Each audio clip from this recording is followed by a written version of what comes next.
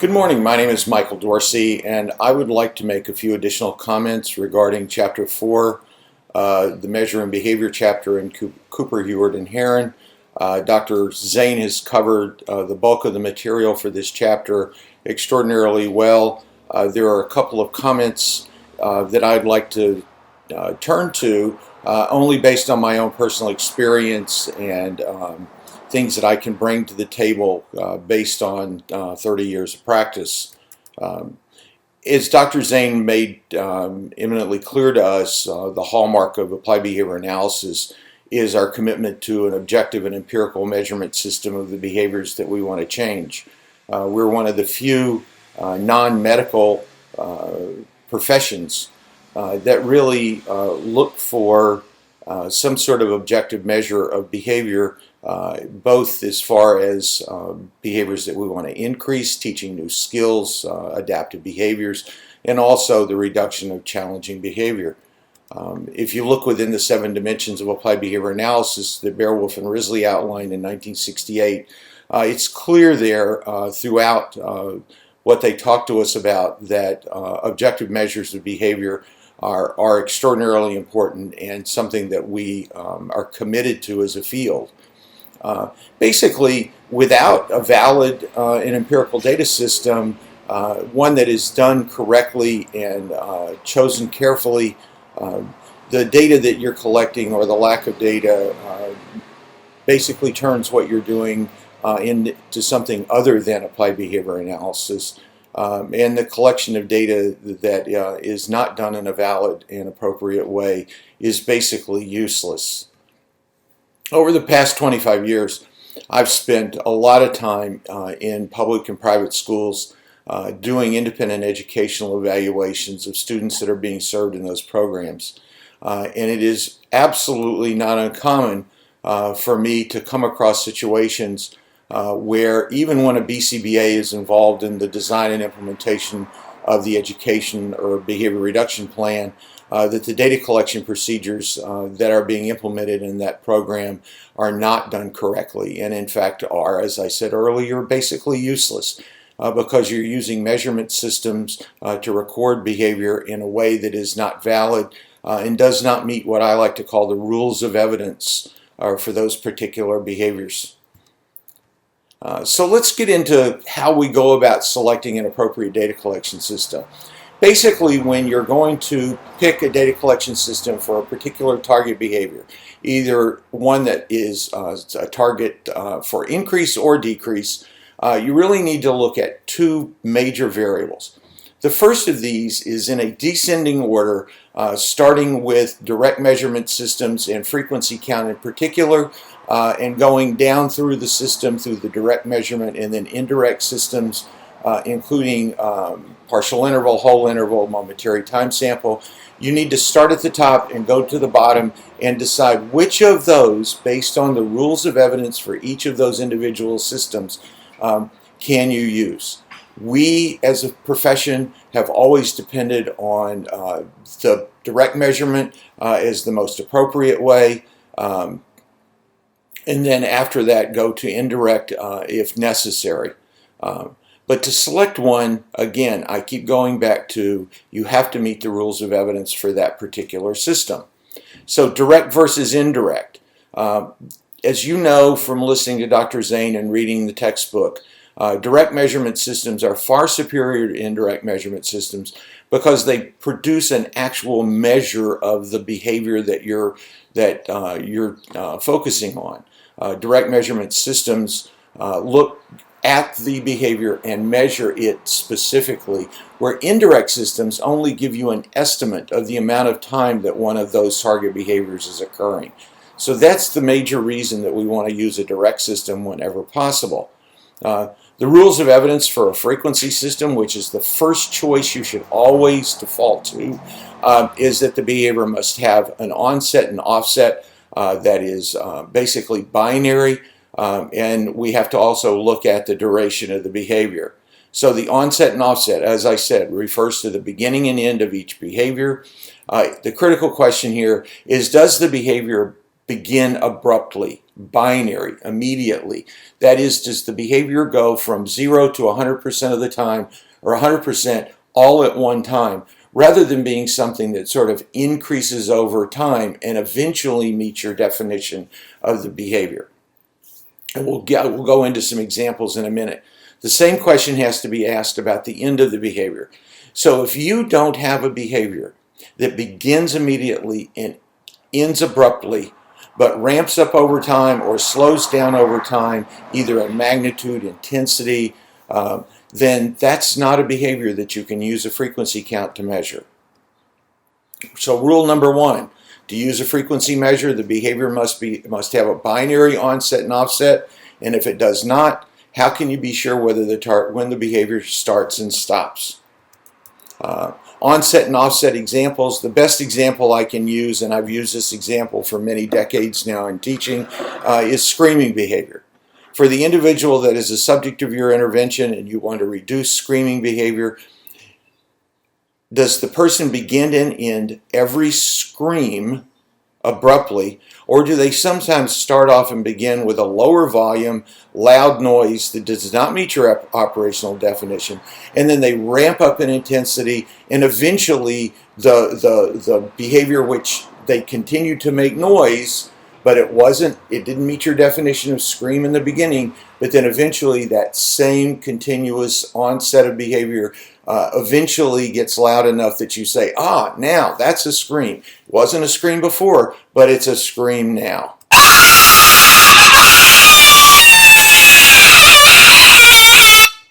Okay, so maybe that wasn't a real good example to make my point. Certainly Linda Blair there was screaming as loudly as she possibly could from the beginning to the end. And if you've got an example like that, then you can count that. Well, you can count that based on the first rule of evidence. Does it have a binary onset and offset? We'll get to the second rule in a minute. But now I want you to watch Tyra Banks. And what I want you to think about as you're watching Tyra Banks in this video recording that I took off YouTube, I want you to decide, when does she start screaming? Or does she start screaming? And when would you count it as a scream? It's a joke to you. You feel like you're anger management. You feel like your grandma is getting her lights turned off to buy you a swimsuit for this competition. And you go over there and you jokingly laugh. This is serious for these girls. And this should be serious to you. Those can't be deceiving. I'm hurt. I am. But I can't change it, Tyra. I think, like, you can't change what? I'm sick of crap outs now that I cannot change. I'm sick of being disappointed. I'm sick of all of it. I'm not. Are you sick of being disappointed? Just honestly, no, you're not. If you were sick of being disappointed, you would stand up and you would take control of your destiny. Do you know there's a possibility to win? Do you know that all of America is rooting for you? Do you know that? And then you come here and you take this like a joke? You come in here and look at that and say, I can't read that. You read 10 times better than half of those girls over there. Yes, you did. And you come here with a defeatist attitude. I don't have a bad attitude. Maybe I am angry inside. I've been through stuff, so I'm angry. Yeah, competition, opposition, don't call anybody, everybody. You know who it is. That's what it's all I'm trying to get you to know who it is. I never in my life wanted a girl like this. All right, so clearly Tyra Banks got ramped up there at the end and was screaming.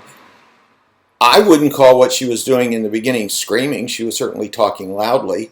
Eventually she got angry enough she started screaming. And then if you watch the rest of the video, the question becomes, when does she ramp down? Does she just stop screaming abruptly like Linda Blair did? Or does she sort of slow down over time? So I hope this makes my point that a single behavior, a single occurrence of a behavior may start off at a low intensity and end up going up higher and higher and higher as far as intensity is concerned till eventually it meets your operational definition of your target behavior, and then eventually it goes down. Now there could also be multiple instances of behavior, like if I slap myself. Is this a slap? Does this count as a self-injurious behavior? And how hard do I have to hit myself before eventually it counts? Which of those slaps would you count as self-injury? It is a confound that requires you to be very careful when selecting a frequency count as your measure of behavior. The second rule is the behavior has to have a consistent duration. That is, every single response that you're measuring using a frequency count must not only begin and end abruptly or in a binary fashion, but it must have the exact same duration. If you don't, how can you possibly count screaming, for example? Perfect example. You scream a little, you scream a lot, you scream for 1 second, you scream for 30 seconds, yet the child that you're taking data on, how can you count 10 screams today versus 2 screams tomorrow? The 10 today may have lasted 1 second each. The 1 scream tomorrow may last 30 minutes. Did you really get the kid that much better? Your data is going to go from 10 to 1, but the actual amount of time that the kid screamed is going to be so much worse on the second day than it is on the first. So if your goal is to increase behavior, increase the amount of time a student spends at their desk, notice I'm giving you a positive example here rather than a negative one. Can you count the number of times a child is in his seat? Well, does it meet the first rule of evidence? The answer is yes, it meets the first rule of evidence. Being in your seat or out of your seat is a binary thing. Either your butt's touching the seat or it's not touching the seat. And if that's your operational definition, then when you leave the seat, it ends, and when you get in the seat, it stops. But the answer to the question is no, because it doesn't meet the second rule of evidence. You cannot use a frequency count to measure the number of times a kid is in seat, because they may be in their seat for 1 second, they may be in their seat for 30 minutes, they may be in their seat for an entire hour. How do you compare from day to day to day if you're graphing the number of times that the behavior occurs? So let's move on to duration. If you can't use a frequency count, let's think about using a duration measure. When the target behavior does not meet both rules of evidence for using a frequency count, the next option is duration. That is the time from the onset of the behavior to the offset of the behavior. The behavior can be presented as an average duration across sessions. So the rule for using a duration is that the behavior must have a binary onset and offset, just like frequency. But since you're measuring the duration, clearly it doesn't have to have a consistent duration. If you can't be sure when the target behavior starts or ends, you can't use a duration measure. But if you can, it has a binary onset and offset, you can measure the duration of the behavior. It's a direct measure, and then you can present it as total duration for the day, average duration for the day, whatever it is you want to use as far as your dependent variable. Latency measures, that's the time from a discriminative stimulus or an SD until the onset of a behavior, has the same rule as does inter-response time. The onset and offset of the behavior has to be discrete. So now we've gone through all 4 of the major direct measurement systems: frequency, duration, latency, inter-response time. All of them have to have a discrete onset and offset.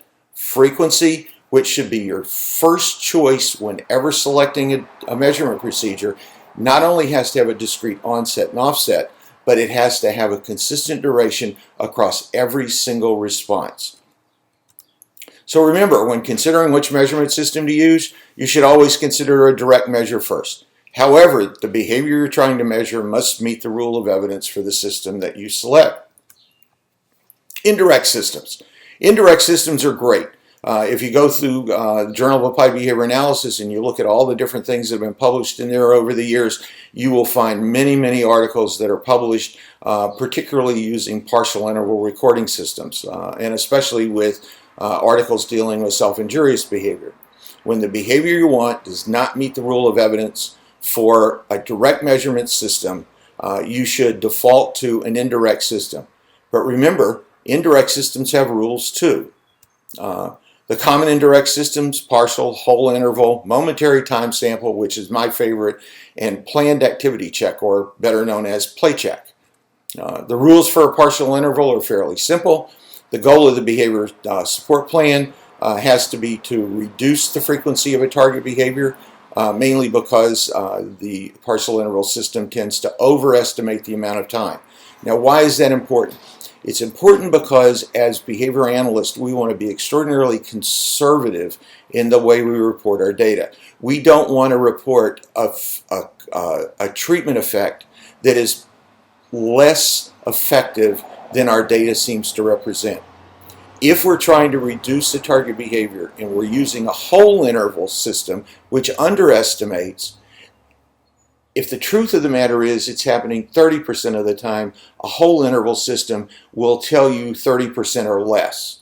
If you're using a partial interval system, it's going to tell you 30% or maybe more. So I'd rather be conservative and say that it happened 40% when it only happened 30%, rather than saying it happened 10% when it really happened 30%.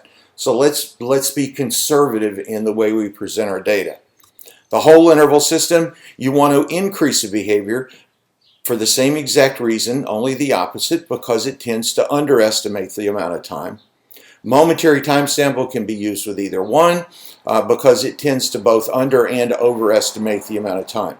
The only problem with a momentary time sample procedure is that it does not work very well. As you studied in your earlier work with Dr. Zane, it does not tend to work well with behaviors that are of an extraordinarily short duration.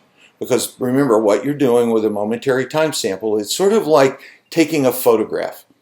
Every 10 minutes, you turn around, you look at the child, you take a picture, you look at the picture. Were they biting themselves? Were they pulling another child's hair? Were they engaging in appropriate conversation skills? Were they doing it at the exact moment? Not just before, not just after the 10-minute, but on the exact mark of the time. Well, if that target behavior is something like face slapping, how long a duration does a face slap last? And the truth of the matter is the chances with a momentary time sample, when you go take the picture, you're ever going to actually catch the hand in contact with the face is fairly slim. It might be on the way to the face when you take the picture, but that doesn't count. And it may be just leaving the face, but that doesn't count. Only when it's directly in contact with the face would that count as a positive occurrence. So really short duration behaviors are a problem for momentary time sample. Now you're going to ask, is there a rule about how long the behavior needs to last, what the duration ought to be? And the answer is no, there's really no rule. It's your best clinical judgment. But if you're asked, should I use momentary time sample on a head banging behavior, I would say the answer to that is no. Screaming, absolutely. Insate behavior, absolutely. Conversational skills, absolutely. All of those tend to have fairly long durations. Planned activity check is nothing but a form of momentary time sample where you look at an entire room full of kids or a group of kids at a table, and at one moment in time, how many of them are in their seat, how many of them are working on work, and then you run through and you count the number of kids and then the number of kids engaged in the behavior. Once again, take a photograph, a still photograph, look at the photograph, count the number of kids, count the number sitting in their chairs. That's a planned activity check. Very easy to do, and it has the exact same rules as the momentary time sample. But now let's talk about reality. And when I do this, I want to make sure you understand what I've taught you to this point is what you need to know to be doing things correctly and according to the basic philosophical tenets of applied behavior analysis and based on the rules that our profession has developed over the last 30 years. But sometimes those rules aren't as easily applied as we would like them to be, and sometimes there needs to be a bit of a trade-off between what you should do and what you can get staff to do. But when you go sit for the BCBA exam, forget what I'm telling you now until you get out in the field. Direct observation should always be your first choice. The problem is sometimes they're extremely effortful. Getting a staff person, a teacher's aide in a classroom, to count the number of times Johnny hit Susie is going to be really tough to do. They're going to miss a lot. They're not going to pay attention. They're going to daydream. They're going to be talking to other people, and your data is going to be really questionable. But as long as you remain committed to the rules of evidence, moving from a direct measurement system to an indirect measurement system, although it shouldn't be our first choice, might be the best choice, because you might actually be able to get that staff person to use a time sample procedure or a longer interval, partial interval, like a 1-minute partial interval, and take the data and get a better representation of really what's going on. The problem that I've seen over the years isn't that staff, BCBAs, teachers, whoever's setting up data systems, are choosing to use indirect systems as opposed to direct systems. The problem is they're using frequency counts for everything. They're in the classroom, they're counting screaming, they're counting everything they can think of, and the behaviors don't meet the rules of evidence. Binary onset and offset, constant duration. In one class I gave this exact lecture not too many years ago. 2 or 3 hands went up immediately and said, but Dr. Dorsey, that's not the way we do it in our program. Our BCBA has us taking direct measure frequency counts of everything. And I had to break it to them, the BCBA is not doing it right. If you don't meet the rules of evidence for direct, use an indirect system. But if you do meet the rules of evidence of a direct system, but you don't think you can get it implemented correctly, go on to an indirect system, knowing that it's an estimate of the amount of time, it's not a direct measurement of the amount of time, or the frequency of the behavior, but if it's going to get done, rather than the staff not running the procedure, then sometimes it's a better choice. But again, when you're asked on the BCBA exam, what kind of data should I take for this particular behavior? Stay with the rules the way we talked about them in the beginning. So all of that being said, you're studying for the BCBA exam and you've got to follow those rules. Not what would you be more likely to implement. So let's work through the steps. When selecting a measurement system, you should always go through the following list of questions. This is a rubric that you need to commit to memory, and when you go in and you sit down in that little room and you start taking your BCBA exam, I want you to think about this when they say to you on the exam, Johnny engages in voluntary vomiting. What kind of data collection system should you use to measure vomiting? The first thing you say is, well, should I start with a frequency count? Does it meet the rules of evidence with a binary onset and offset? Does it have a constant duration? Yes or no? Move to duration. Does the behavior meet the rules of evidence with a binary onset and offset but a different duration? Move to latency. Does it meet the rules of evidence? Is there an SD involved, and does it meet the rules of evidence for that? If you can't use a direct system, then say, should I use partial interval? Is the goal to reduce vomiting? Yeah. Tends to overestimate. Can I use a partial interval? You could if your goal is to reduce vomiting. Whole interval? Nope, can't use a whole interval because you certainly don't want to make somebody vomit more. Momentary time sample, does it have a really short duration? Well, you'd have to watch the person and see, but my guess is most vomiting behavior has a moderate to a longer duration, so you could probably use a momentary time sample. So let's look at a few examples. Let's look at head banging first. We talked about that before. I took an operational definition from the Iwata et al. 1982 article where they said that the definition of head banging was forceful contact of the head with a stationary environmental object. So does head banging have a discrete onset and offset? Yes. It occurs when the head comes in contact with an environmental object. Doesn't have anything to do with how long it stays there. We're only looking at the bang, the initial hit. So yes, it has a discrete onset and offset. Does it have a consistent duration? Yes, because we're not looking at how long the head stays in contact. We're only looking at the initial contact itself. So what could you use? Frequency count. Very simple one to do. The rubric, discrete onset and offset, constant duration, goal to increase, goal to decrease, short duration behavior. Those are the 5 questions you need to ask. Go through that, every single behavior. So, color identification. We're sitting doing discrete trial training with the child. We put out an array of 3 different colors, and I say touch red. Does touching red have a discrete onset and offset? I'd say yes. Does it have a consistent duration? Well, maybe not, because the child could leave their finger on that for a longer period of time. But depending on how you define it, like we did with head banging, you might be able to define the behavior so that it's just the initial contact of the finger with the card. So we're going to go ahead and say here, because the first 2 have to do with a direct observation, we're going to say here, yes, we're going to use a frequency count to measure color identification. Social greeting. Does it have a discrete onset and offset? Not sure. Depends on how you define it. It could. Looking at somebody raising your hand and going hi, although a social greeting could begin with eye contact. It could begin with walking up and approaching the person physically. There could be a number of other things that you include in your definition. So the discrete onset and offset has to do with how you define the behavior. Does a social greeting have a consistent duration? Nope, absolutely not. So you really can't measure it as a frequency count unless all you're measuring is a vocal verbal response, but then the vocal verbal response might have a longer duration or a short. What if I just say hi? Or what if I say, hi Susie, how are you? What are you doing today? Well, that's a longer duration behavior. So you shouldn't be using a frequency count. Might be able to use a duration, but probably not. So I'd probably move to some sort of a indirect measurement system for this one. Is the goal to increase? Is the goal to decrease? Is it short duration? Well, it's probably going to have some short duration. Hi. Can't catch that on a camera, can you? The goal is to increase the behavior. So what do we want to use? A whole interval measurement, partial interval recording system.